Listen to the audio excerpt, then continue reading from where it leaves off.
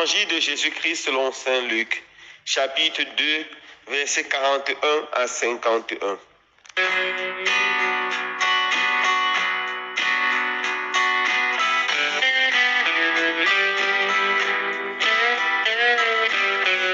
Chaque année, les parents de Jésus se rendaient à Jérusalem pour la fête de la Pâque. Quand ils eurent 12 ans, ils montèrent en pèlerinage suivant la coutume. À la fin de la fête, comme ils s'en retournaient, le jeune Jésus resta à Jérusalem à l'insu de ses parents, pensant qu'il était dans le convoi des pèlerins. Il fit une journée de chemin avant de le chercher parmi les parents et connaissances.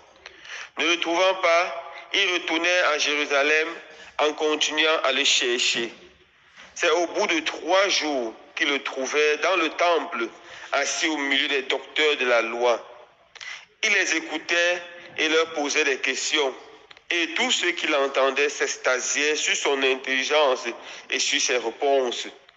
En le voyant, ses parents furent frappés d'étonnement et sa mère lui dit, « Mon enfant, pourquoi nous as-tu fait cela? Vois comme ton père et moi, nous avons souffert en te cherchant. » Il leur dit, « Comment se fait-il que vous m'avez cherché? Ne savez-vous pas qu'il me faut être chez mon père? » Mais il ne comprit pas ce qu'il leur disait.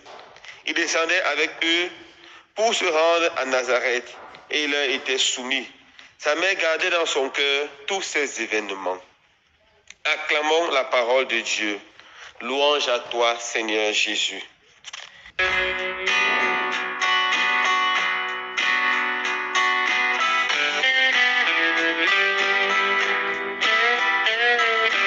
Chers frères et sœurs bien-aimés, hier nous avons célébré avec beaucoup de solennité le Sacré-Cœur de notre Seigneur Jésus. Aujourd'hui, l'Église Notre Mère nous invite à faire mémoire du cœur immaculé de Marie. Ces deux cœurs sont très proches, le Sacré-Cœur de Jésus et le cœur immaculé de Marie.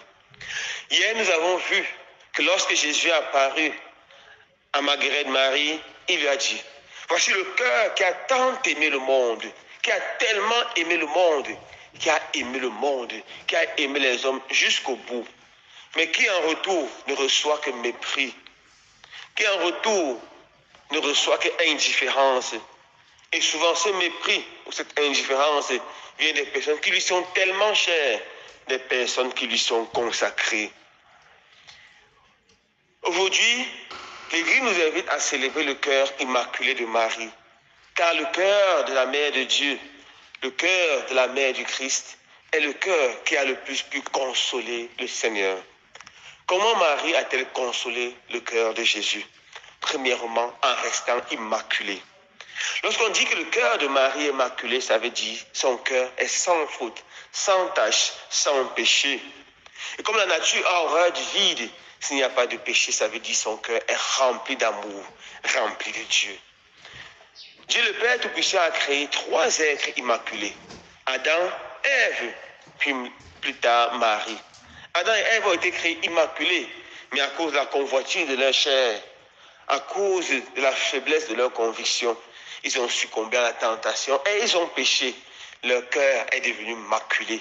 Leur cœur qui était rempli de Dieu au début s'est laissé remplir d'eux-mêmes, de l'orgueil, du désir de devenir comme des dieux et ils ont péché.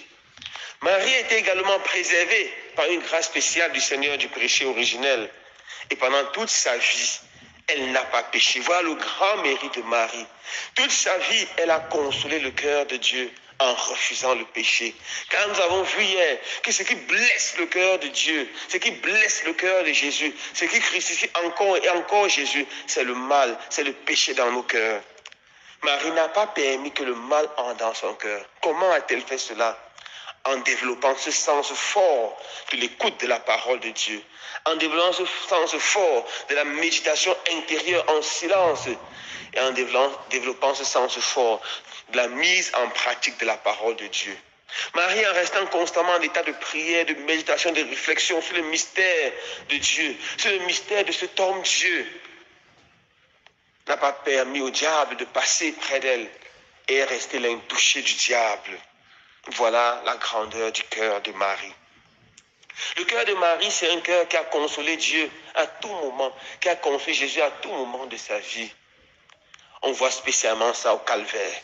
Lorsque Marie rencontre Jésus, elle ne fait pas de bruit, elle ne fait pas de commentaires. Elle regarde Jésus, Jésus la regarde. Elle aime Jésus, Jésus l'aime. C'est une rencontre plus que de deux personnes, mais de deux cœurs. Marie qui comprend parce qu'elle a tellement médité le mystère de la rédemption, qui comprend le sens de la souffrance de son Fils. Jésus souffre parce qu'il aime le monde et qui unit sa souffrance à celle de son Fils, ou mieux encore, qui offre sa propre souffrance de voir son Fils mourir pour le salut du monde. Voilà la grandeur du cœur immaculé de Marie. Alors en célébrant le cœur immaculé de Marie, Jésus nous lance un appel fort à devenir comme Marie, ses consolateurs. Qui pourra accepter de consoler le cœur de Jésus? Et la seule façon pour consoler le cœur de Jésus, c'est, frères et sœurs bien-aimés, d'éviter le péché et de faire réparation pour notre péché, le péché de l'Église, le péché du monde. Oui, mes frères et sœurs, quand nous ouvrons les yeux, nous voyons autour de nous tant d'hommes et de femmes qui souffrent, tant d'hommes et de femmes qui sont malheureux. Quand nous regardons autour de nous, nous voyons comment des gens sont encore tués de façon injuste dans le nord-ouest et le sud-ouest. Quand nous regardons autour de nous, nous voyons des gens qui souffrent encore dans des prisons de façon injuste. Quand nous regardons autour de nous, nous voyons encore des familles où des frères et sœurs de sang se divisent, se font la guerre à tout moment. Nous voyons encore des gens qui meurent dans la famine pendant que d'autres s'enrichissent avec le bien public. Et cela fait souffrir le cœur de Jésus. Nous devons, comme la Vierge Marie, consoler le cœur de Jésus en disant, le mal, le péché ne passera pas par moi. Et en trouvant les temps pour être des contemplateurs, des adorateurs.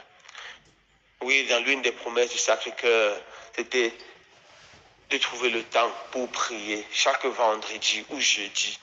Une heure de réparation, de prière, d'adoration, de réparation pour les péchés du monde.